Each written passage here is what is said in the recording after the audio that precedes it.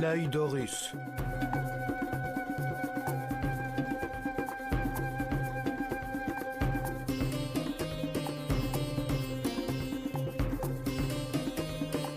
Deuxième partie, Osiris, le maître de la réincarnation.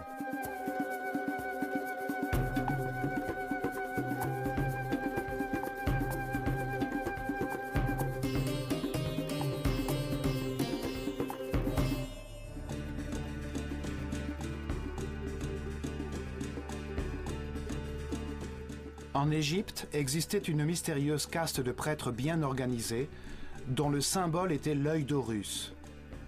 Ils exerçaient le vrai pouvoir dans l'ombre des pharaons.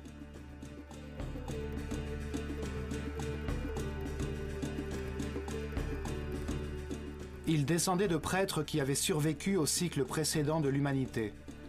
Ceux-là même qui avaient vu dans le déluge universel une chance de guider l'humanité vers une destinée plus haute et qui voulaient fonder une nouvelle société vouée à la perfection spirituelle.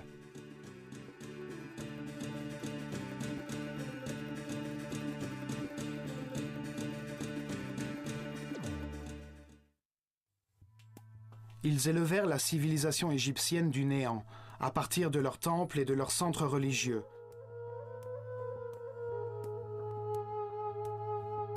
Dans les temples, ils concentraient le savoir, le pouvoir, la richesse matérielle et spirituelle.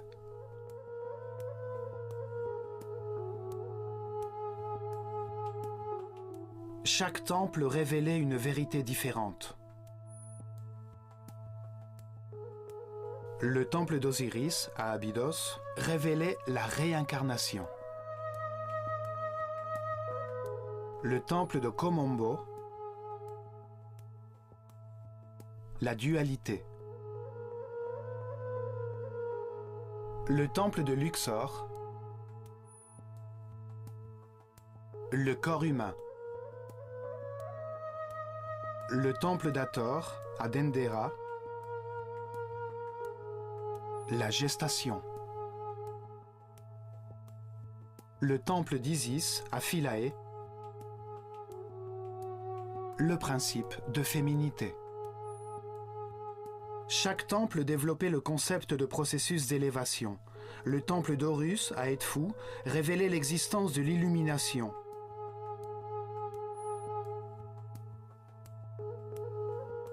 Le temple de Karnak était consacré à l'évolution de la conscience. Chaque temple était comme un livre ouvert qui racontait une histoire différente. Chacun d'eux était dédié à une partie de la révélation.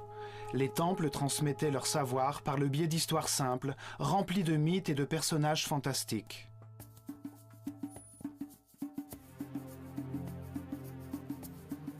Ils révélaient la vérité par l'intermédiaire de ces histoires fabuleuses. Ces paraboles pleines d'enseignements, des mythes peuplés de personnages symboliques qui expliquent que la vie est partie intégrante du processus de perfectionnement. Chaque personnage représente une force qui façonne le caractère, qui induit un certain type de comportement et qui produit une action vitale menant à la perfection.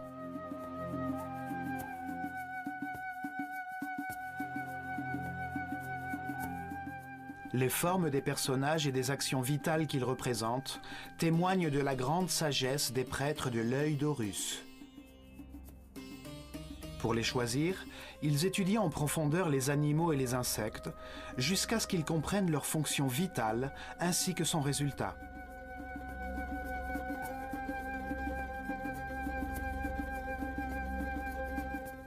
Ensuite, ils choisissaient l'animal qui représentait le mieux une action vitale et lui rajoutaient un corps d'homme dans un dessin très simple. Ainsi, on pouvait comprendre facilement les qualités et les caractéristiques qu'ils évoquaient.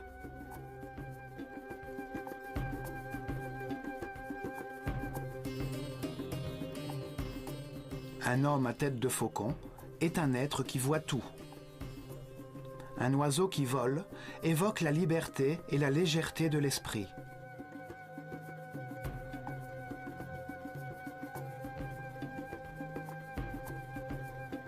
Un homme à tête de chacal possède le sens de l'orientation de cet animal. Le soleil au-dessus de la tête d'un autre signifie que sa sagesse est rayonnante, que sa conscience est très évoluée.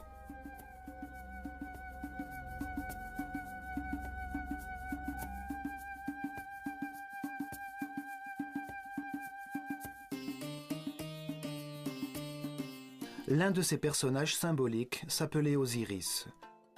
C'est à Abydos, derrière de grands murs le protégeant de l'extérieur, que se trouve le temple qui raconte son histoire, un immense ensemble architectural où vivaient des milliers de personnes.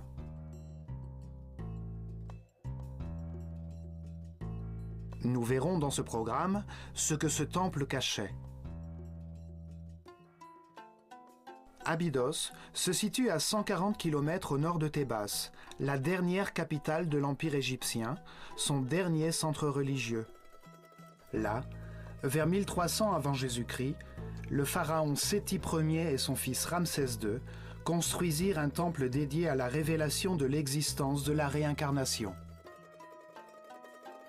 Le temple était formé de 2 patios fermés.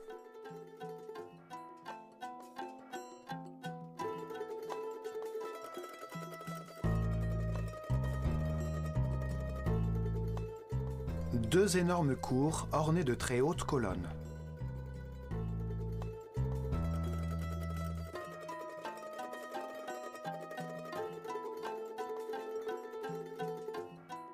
Sept sanctuaires, une suite de chambres et des salles réservées au service.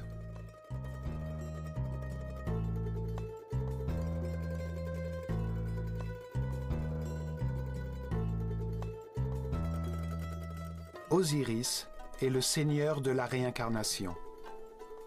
Il est la force qui guide le processus d'évolution de l'homme à travers ses nombreuses vies et qui fait de lui un être parfait et immortel.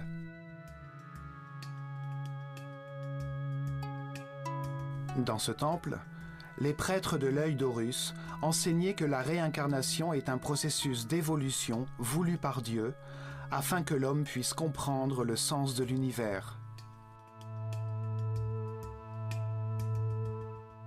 Cette vérité s'enracine lentement dans la conscience au fil de nos vies, afin que l'ignorance de nos enfants devienne sagesse. Ce processus transforme des esprits innocents en des êtres expérimentés qui comprennent la raison de leur existence. La réincarnation fait d'un être lourd et rigide, pétri de peur, un être souple et aérien qui vibre sur la plus haute fréquence de l'amour.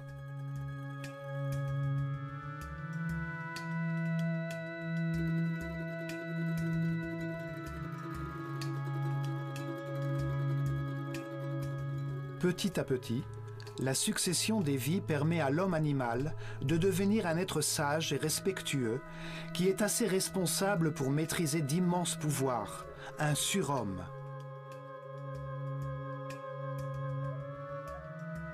Le processus de perfection passe par l'école universelle des contrastes. Une réalité de facteurs opposés, polarisés et duaux. La lumière et les ténèbres, la matière et l'esprit, la souffrance et le bonheur. Le contraste permet de comparer deux éléments antagonistes. Parce que deux situations sont opposées, on peut les différencier et comprendre laquelle est la bonne, laquelle mène à la perfection spirituelle, la paix et l'harmonie. Cette porte s'ouvrait seulement 4 fois par an. 4 jours d'importance durant lesquels une société guidée et réglée par les étoiles montrait à travers son architecture sa connaissance des mouvements du soleil. Ces jours d'équinoxe et de solstice définissent les cycles climatiques sur la Terre. Les 4 coins du soleil montrent les changements de saison, la crue du Nil, les périodes de semences et de récolte. Le premier rayon du soleil entrait par la porte du temple, illuminant la barque dorée à l'intérieur du sanctuaire d'Amon-Ra.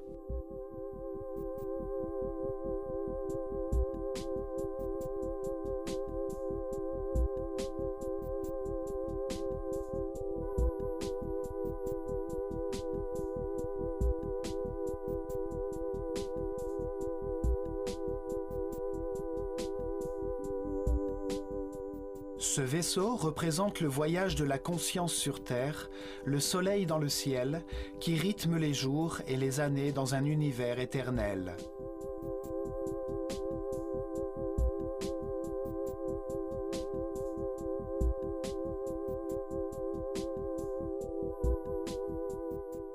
Le peuple pouvait seulement entrer dans ces patios pour assister aux cérémonies qui se déroulaient au crépuscule et à l'aube, les jours de solstice et d'équinoxe, comme dans tous les temples d'Égypte. Le premier hall contenait des informations sur le temps et l'espace, les cycles zodiacaux qui ponctuent l'histoire, rythment les périodes fastes ou difficiles et engendrent les alternances nécessaires dans cet univers de contraste.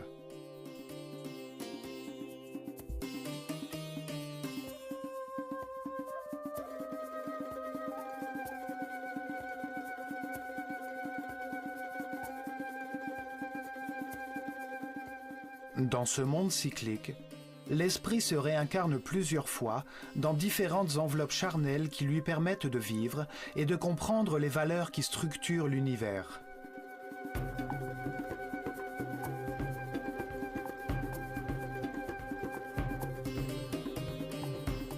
Dans chaque vie, il change de personnalité, de famille, de lieu et d'époque afin de connaître différentes destinées.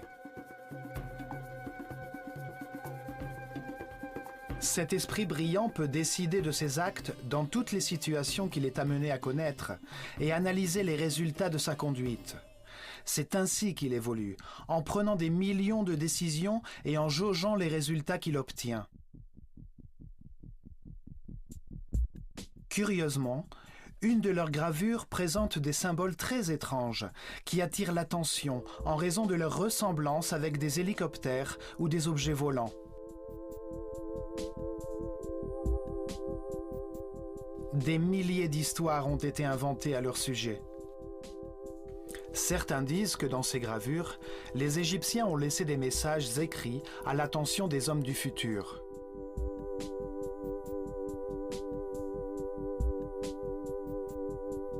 Que lorsque ces symboles seront compris par ceux qui visitent ce temple, cela marquera le début de la nouvelle ère du Verseau. L'humanité vivra alors la fin d'un cycle et connaîtra un changement transcendantal. 36 colonnes supportent le haut toit de la salle voisine, dédiée à l'ordre universel, devant les 7 chapelles qui forment le temple.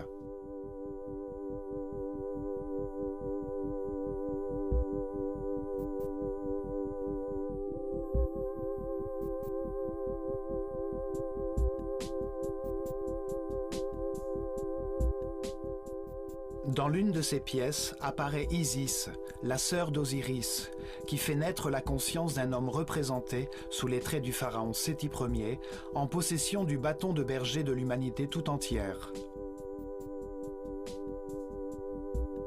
Elle donne un souffle de vie à cet instant divin où l'esprit s'incarne dans un corps, afin de découvrir les vérités de l'univers et comprendre les résultats de toutes les décisions de sa vie. Au cours de chaque vie, l'esprit habite un nouveau corps qui obéit à ses décisions et lui envoie continuellement des informations du monde extérieur par l'intermédiaire de ses sens et de ses terminaisons nerveuses. Vie après vie, l'homme connaît toutes sortes de situations qui le relient aux autres êtres. Il tire des leçons de ses difficultés et trace ainsi sa destinée.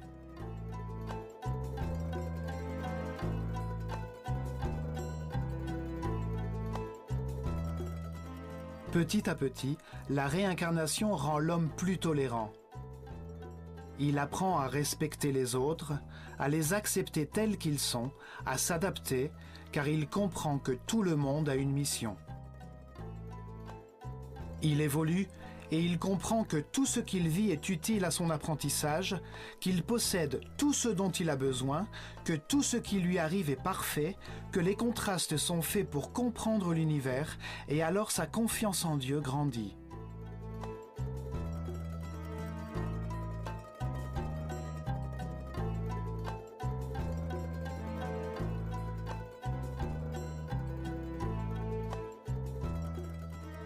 Sa souffrance devient paix, Son intolérance devient respect, son agonie devient harmonie. Il trouve le bonheur et, ce faisant, il élève son énergie vitale, il accède à de nouveaux sens et à de nouveaux pouvoirs. Il devient un être invulnérable.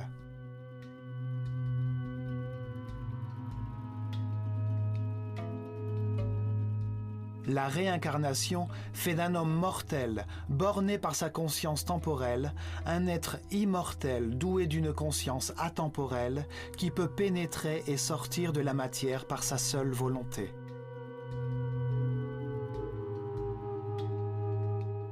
On vit plus d'une fois. La mort n'est qu'une porte vers d'autres circonstances de vie, vers une autre destinée. Chaque vie est une nouvelle leçon, une nouvelle étape dans le processus de perfection qui permet d'atteindre tôt ou tard l'immortalité par le respect et la paix intérieure. Les Égyptiens révélèrent que chaque esprit suit ce processus de perfection pendant un cycle cosmique, ce qui correspond à une rotation du système solaire autour du centre de la galaxie. Durant cette période de 25 920 années, la planète Terre traverse les 12 constellations, les étoiles qui forment les 12 signes zodiacaux dans le ciel.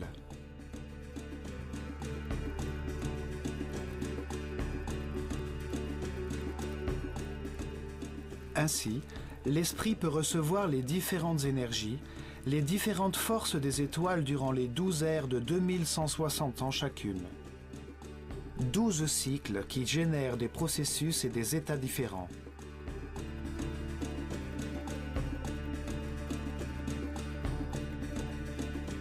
Durant ce cycle cosmique, l'esprit se réincarne 700 fois dans des corps, des lieux, des époques, des circonstances, des conditions et des personnalités différentes.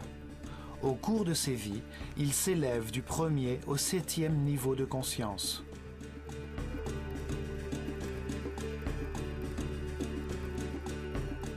Dans chaque vie, il apprend quelque chose de différent. Chaque fois, il est différemment imprégné par les forces irradiées des étoiles. Pour expliquer ce processus d'amélioration, de réincarnation, les sages égyptiens inventèrent le mythe d'Osiris. L'histoire de deux forces opposées qui se manifestent dans l'esprit humain comme dans l'univers polarisé qui permet toute évolution.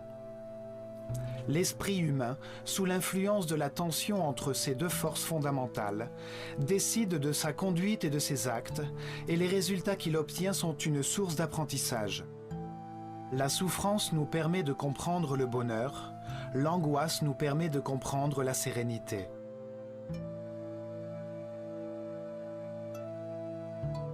Le mythe raconte l'histoire de deux personnages fantastiques, de deux frères, qui forment naturellement une paire. De ce fait, ils représentent deux forces opposées, la lumière et les ténèbres.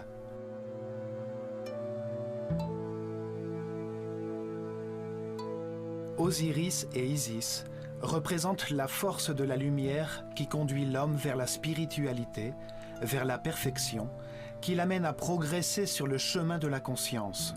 Ils sont les moteurs de la réincarnation.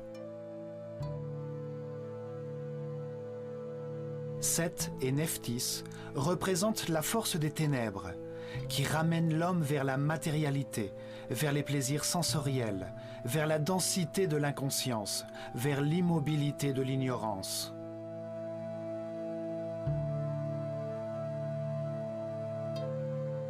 Osiris est la force active mâle, dont la volonté est fondée sur des certitudes acquises, sur des informations vérifiées qui conduisent ses actions vers la paix, l'harmonie et le bonheur.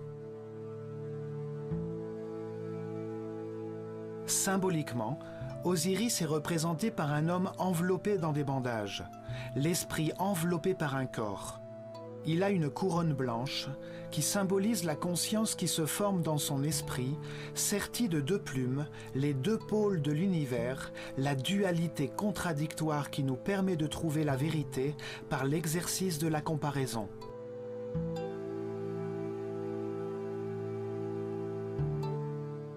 Dans sa main gauche, il porte un bâton de berger, la force qui guide le troupeau humain sur le chemin de la transformation cyclique.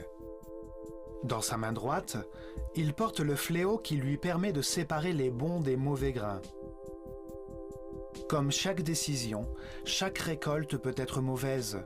En séparant les bons des mauvais grains, Osiris permet l'acquisition de la conscience qui permet de comprendre et d'atteindre la perfection. 7 représente le poids de l'animalité originelle qui retarde la spiritualisation de la matière. Sa volonté vise l'accomplissement des plaisirs égoïstes, même si elle doit pour cela répandre le chaos et faire souffrir les autres. Il est dominé par ses instincts. Dans cette confrontation, ces deux forces actives et masculines sont secondées par les forces féminines et passives de leur partenaire naturel. Isis insuffle dans le monde intérieur des émotions supérieures, des intuitions. Elle reçoit l'inspiration et produit des idées dans sa quête de l'adoration de Dieu, de l'extase.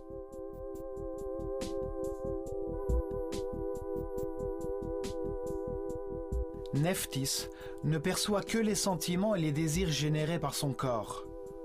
Elle ne conçoit que l'analyse de la perception élémentaire du monde extérieur par l'intermédiaire des sens.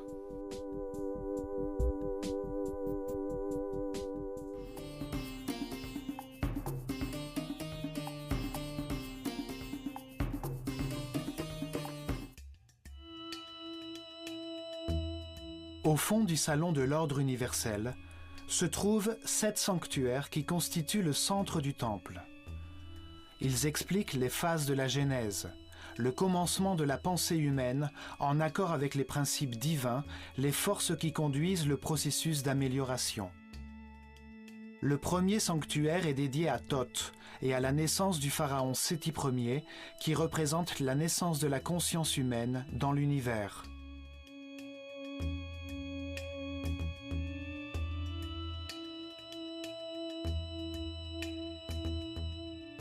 Dans la première de ces scènes symboliques, le grand prêtre de l'école d'Horus, recouvert d'une peau de jaguar, qui signifie le renoncement à la force originelle de l'animalité, préside la naissance du pharaon Séti Ier. La conscience qui participe à l'évolution de l'univers est née.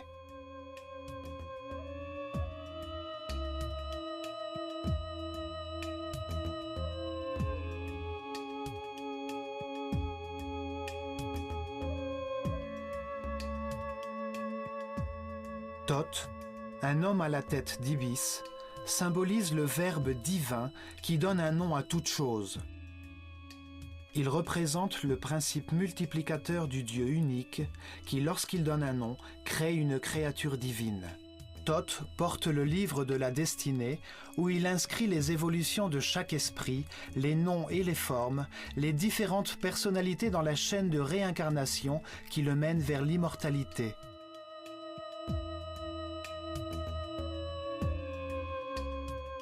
Chaque esprit reçoit un corps qui lui permet de vivre des expériences et un nom.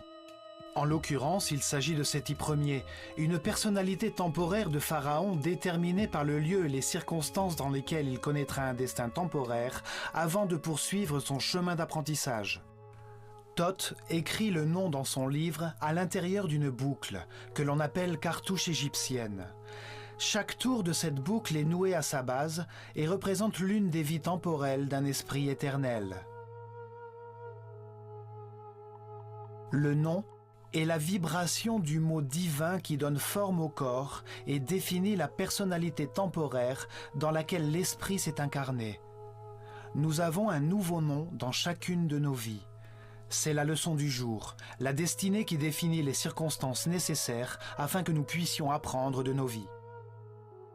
Thoth est le scribe du paradis.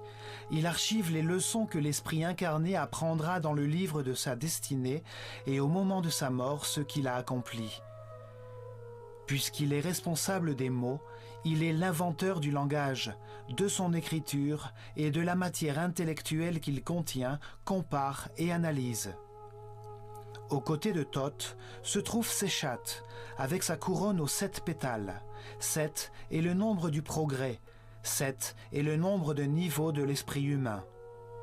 Elle écrit le nom du pharaon dans la matière pour inaugurer le cycle temporel qu'il va vivre.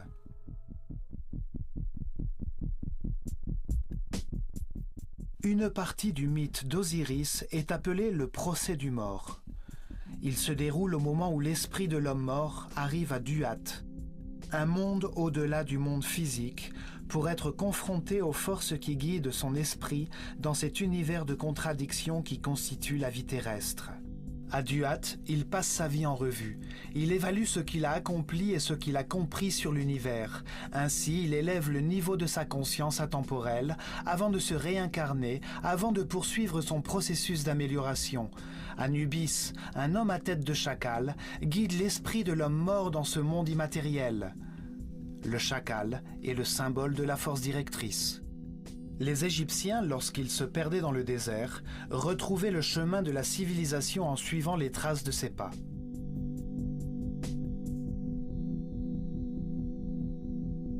Anubis place le cœur de l'homme, qui contient tous ses sentiments, ses pensées et ses actions, sur un plateau de la balance de Maat, la déesse de la vérité et de la justice.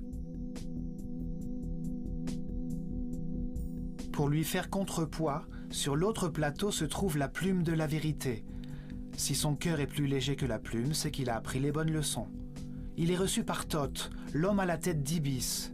Il symbolise le Dieu unique qui multiplie les êtres de la création. Il apprécie le résultat de chacune des décisions de l'esprit défunt, il évalue son comportement dans chacune des situations difficiles de sa vie et détermine quelle est la leçon essentielle que son incarnation lui a apprise. Il écrit le livre du destin, les registres sakkasiques, qui retracent les transformations de chaque esprit dans le processus d'évolution, le nom qu'il a pris, la forme qu'il a adoptée, le lieu où il est né, les circonstances de sa vie et ce qu'il a accompli. Un personnage étrange, qui est un croisement entre plusieurs animaux, le regarde. Il représente les différentes formes dans lesquelles l'esprit s'est incarné, les différentes expressions de son animalité. Il incarne la force animale qui ramène l'esprit vers la matière, les passions, le désir et les sensations corporelles. C'est l'influence de Seth, le côté obscur de chaque être humain qui retarde son processus d'évolution.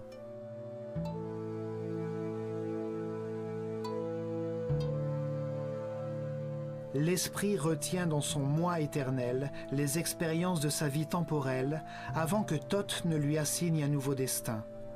Une nouvelle leçon à apprendre, une nouvelle vie à vivre. Il est guidé par Horus, la lumière de sa propre conscience. Horus l'attend, prêt à le recevoir au moment de sa libération finale, lorsqu'il aura achevé son cycle de réincarnation et qu'il aura tout appris. Il lui dit d'entrer dans le sanctuaire de son nouveau corps, là où sont les nouvelles forces qui dirigeront sa conscience. Tout en haut se trouve Osiris, la force qui donne vie au processus d'élévation vers la spiritualité et le renoncement aux passions animales.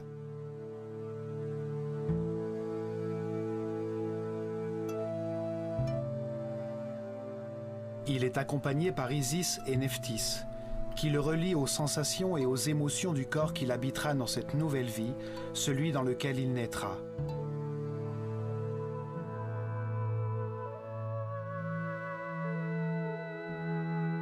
Les trois autres sanctuaires sont dédiés au seul et unique Dieu vénéré par les Égyptiens, celui qui est partout. Mais il est représenté en trois phases différentes, trois différentes postures du même Dieu. L'Égypte est le pays du Dieu unique. Elle l'a toujours été. Mais pour les Égyptiens, ce Dieu unique, cette conscience absolue et indivisible, se manifeste dans l'univers à trois moments différents de la Genèse. Les prêtres utilisaient trois noms différents pour symboliser ces trois phases de la création, afin de faciliter la compréhension de l'œuvre de Dieu.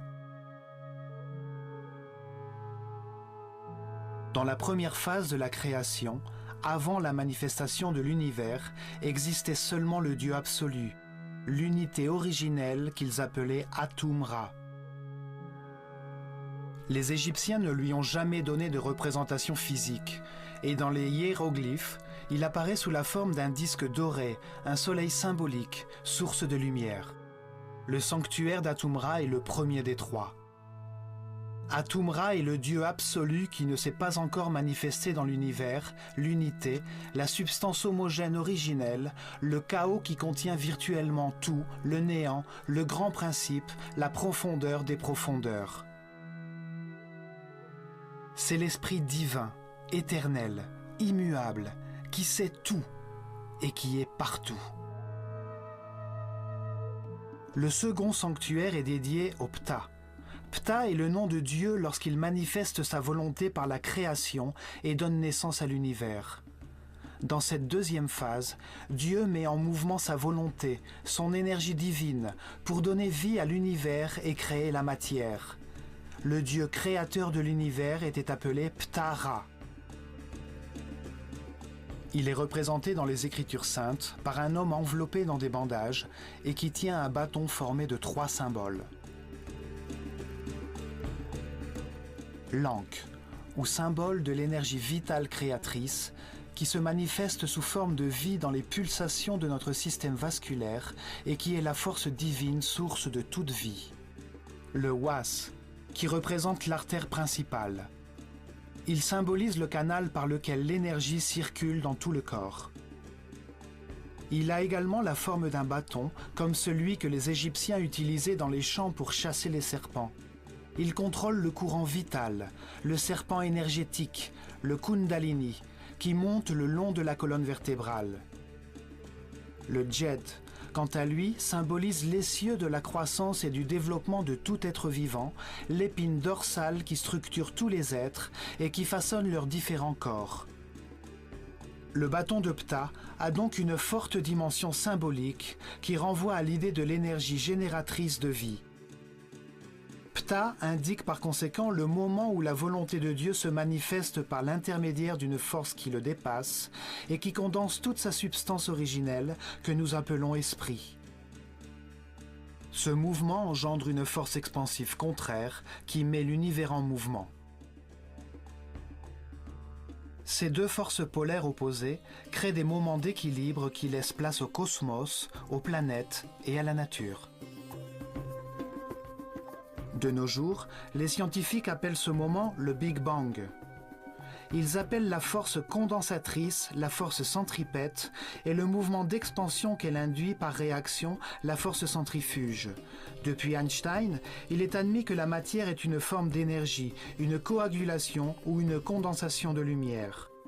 L'esprit est considéré comme la substance originelle qui, en raison de sa nature propre, s'impose à lui-même une force condensatrice qui le comprime dans un volume, dans de la matière, dans une condensation de lumière. Ce faisant, il induit automatiquement une force opposée qui essaie de s'échapper de la forme dans laquelle elle est comprimée, donnant ainsi naissance au mouvement et au temps. La troisième et dernière phase de la création est lorsque Dieu crée l'homme à son image, en le dotant de la même capacité de création et de conscience que lui. Les Égyptiens l'appelaient Amon-Ra. Le symbole principal d'Amon-Ra est une grande couronne qui symbolise la conscience qui se forme dans un monde dual. C'est pourquoi elle est divisée en 2 branches qui s'écartent de l'unité centrale. Chaque branche a 7 feuilles, qui représentent les 7 niveaux par lesquels passe la conscience, depuis le moment où elle s'incarne pour la première fois dans un corps humain, jusqu'au moment de son illumination, de sa libération des contraintes matérielles. Lorsque l'ordre sacerdotal disparut, la signification de ces symboles fut perdue. C'est pourquoi nous avons cru que ces prêtres étaient idolâtres et polythéistes. Toutefois, l'Égypte antique a toujours cru en un seul et unique Dieu. Il suffit de comprendre la signification de chaque symbole pour décrypter cette théologie apparemment complexe et se rendre compte qu'elle est aussi simple que l'organisation géographique des temples.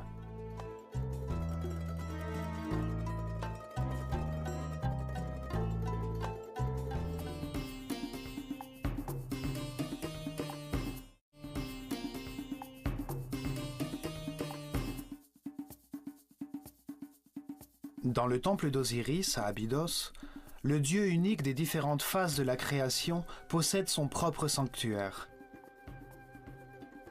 Le dernier sanctuaire est celui d'Amon.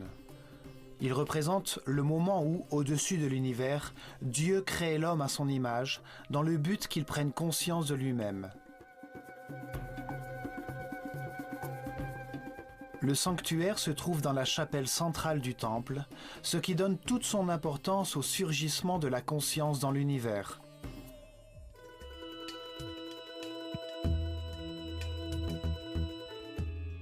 Sur ces murs, on peut voir le symbole du dieu Amon-Ra et du pharaon, qui incarne l'homme doué de conscience, empli de la gratitude de vivre, car il accepte les côtés lumineux comme les côtés sombres de la vie. Il accepte le plaisir comme la douleur et conçoit son existence comme un processus d'amélioration. Amon-Ra symbolise également la multiplication de la conscience. Il a un bâton à la hauteur de son nombril, d'où est sortie l'humanité. Il porte toujours un symbole sacré avec lui, la clé de la vie, l'Ankh, ou le canal de l'énergie, le Was. L'univers et son essence, l'homme, évoluent vers la conscience absolue. La destinée divine de l'homme est d'atteindre l'étape suivante dans son évolution pour arriver à un degré de spiritualité qui dépasse la raison. Le pharaon enveloppe Amon-Ra d'une cape transparente. Ce geste symbolise la manière dont l'homme donne une forme à Dieu, comment il le représente dans son esprit et comprend les raisons de son existence. Il pointe du doigt le troisième œil, qui est considéré par de nombreuses religions et de nombreux cultes comme la porte vers un autre monde. Amon-Ra reçoit une tasse en forme de cœur qui contient tout l'amour et la sagesse accumulés au cours de l'évolution humaine. Les trois autres chapelles sont dédiées, la première à Osiris, la deuxième à Isis et la troisième à leur fils, Horus. Dans la création bipolaire reflétée par l'opposition entre la lumière et les ténèbres, Osiris et Isis représentent la lumière, la progression de la conscience à travers les cycles de la vie, la mort et le renouvellement. Le pôle opposé est représenté par Seth, la force des ténèbres qui rattache l'homme à la matière condensée, aux passions animales.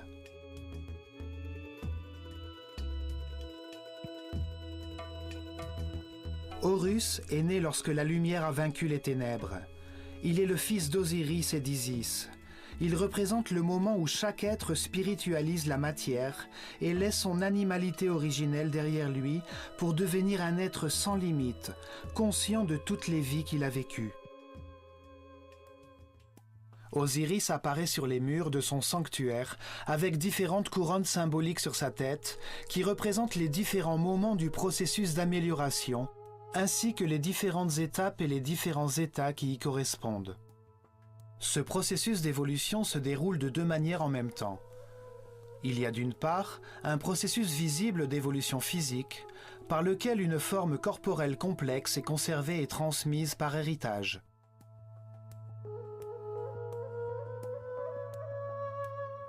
Il y a d'autre part un processus invisible d'évolution de l'esprit à travers la réincarnation vers des niveaux de conscience plus élevés jusqu'au moment où Horus naît à l'intérieur de chaque homme.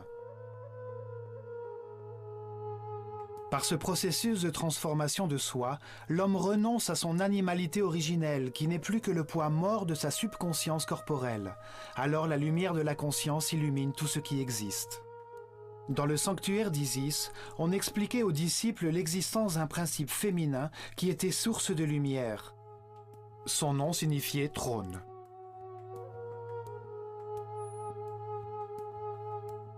Chaque image symbolique permettait d'exprimer une pensée d'une manière très simple, par-delà le langage.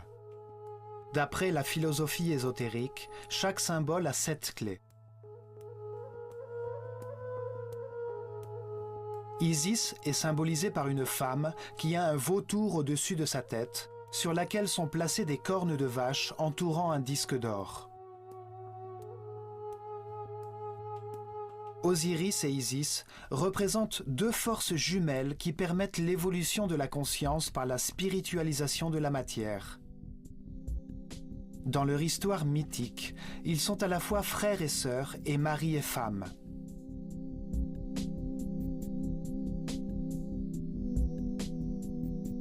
Le vautour est un oiseau qui se sacrifie totalement à ses poussins. Dans ses entrailles, il transforme la pourriture en nourriture, il lui redonne vie.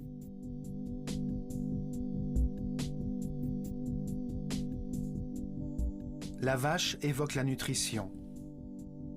Ses cornes ont la forme de la lune, la mère de tous les cycles. Elles entourent le disque d'or, la lumière du soleil, source de la vie, la lumière de la conscience.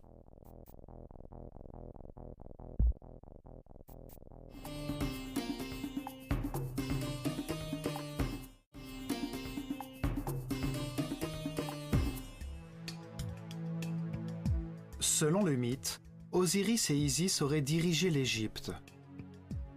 Ils auraient façonné les lois qui modelaient la civilisation égyptienne, enseigné le respect et montré le chemin de Dieu.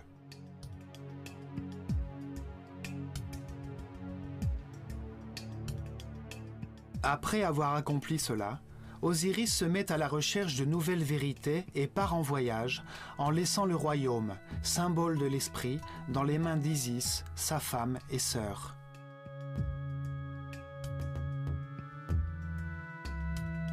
Mais Seth, son frère, l'obscure force animale, veut s'emparer du royaume, de l'esprit des hommes et d'Isis, dont il est follement amoureux. Lorsqu'Osiris revient, Seth, qui a comploté avec 72 autres nobles, l'invite à un banquet durant lequel il apporte un superbe coffre en bois construit aux dimensions exactes d'Osiris. Il déclare alors qu'il offrira à celui qui pourra entrer dedans. Un par un, les convives essayent, et lorsqu'Osiris s'allonge dedans, les conspirateurs referment le couvercle, le scellent avec du plomb et le jettent au Nil.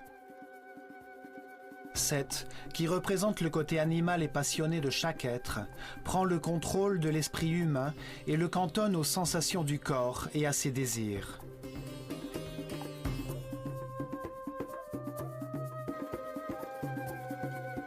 Les conspirateurs symbolisent les réincarnations que doit vivre la conscience, enfermée dans le corps comme dans un coffre, durant un cycle cosmique, avant de transformer la matière en esprit.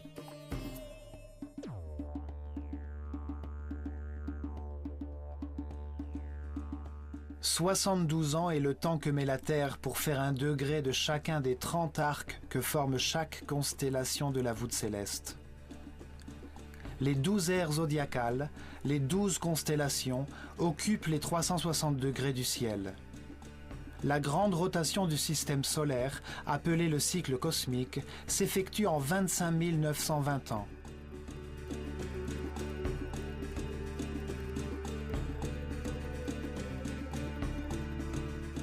Selon la légende, le coffre contenant Osiris échoua sur la côte du Liban, s'accrocha aux branches d'un tamarix et fut transformé en un bel arbre avec le corps d'Osiris à l'intérieur. Le seigneur des lieux vit ce magnifique arbre et le fit couper pour en faire une colonne de son palais sans savoir qu'Osiris était à l'intérieur. Après bien des aventures, Isis retrouva le corps de son mari et le ramena en Égypte.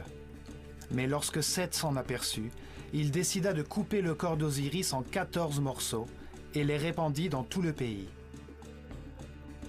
Cependant, Isis voyagea à travers l'Égypte et réussit à récupérer un à un 13 morceaux. Seul lui manqua le bâton d'Osiris qui, selon la légende, fut mangé par un poisson de la rivière. Cette anecdote symbolise le renoncement à la sexualité et à l'animalité originelle.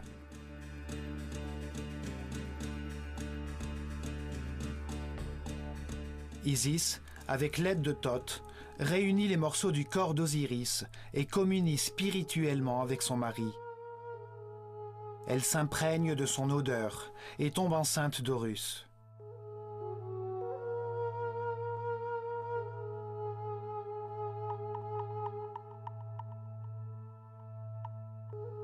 Horus représente l'illumination qui se produit quand le cycle des réincarnations s'arrête, car l'esprit a atteint un niveau de sagesse suffisant pour ne plus jamais perdre la conscience de ses vies antérieures.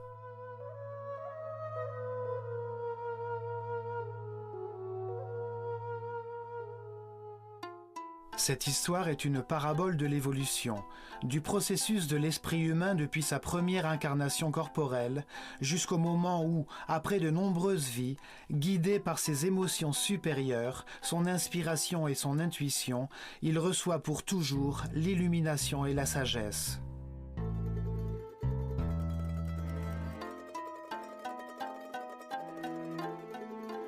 Le dernier sanctuaire du temple est celui d'Horus, la porte qui s'ouvre vers les étoiles.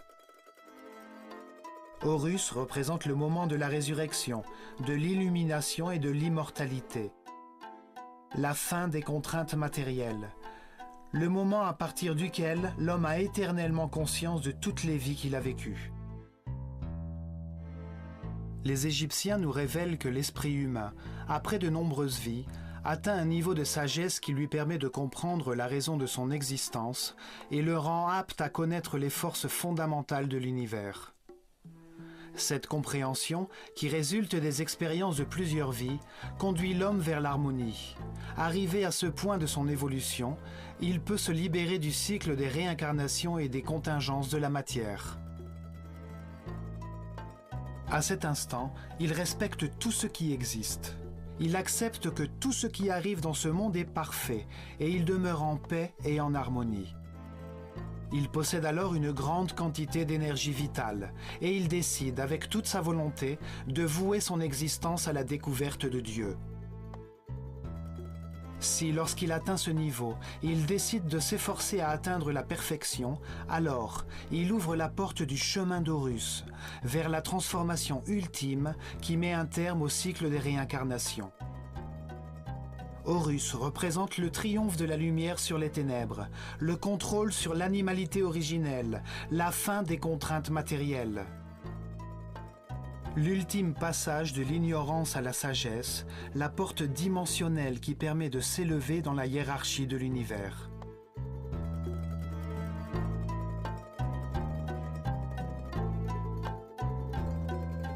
Horus est symbolisé par un faucon doré qui voit tout et vole librement, tel l'esprit, au-dessus des contingences matérielles. Tous les hommes avancent et se réincarnent, guidés par la force d'Osiris. Ils portent en eux le germe d'Horus, la voie vers l'immortalité et la conscience éternelle. Nous ne pouvons y parvenir qu'en apprenant à nous adapter, en apprenant à apprécier ce que nous avons, à accepter les circonstances et les personnes qui nous entourent et en apprenant à nous sentir reconnaissants d'être en vie, de pouvoir prendre conscience que nous avons été créés pour aimer.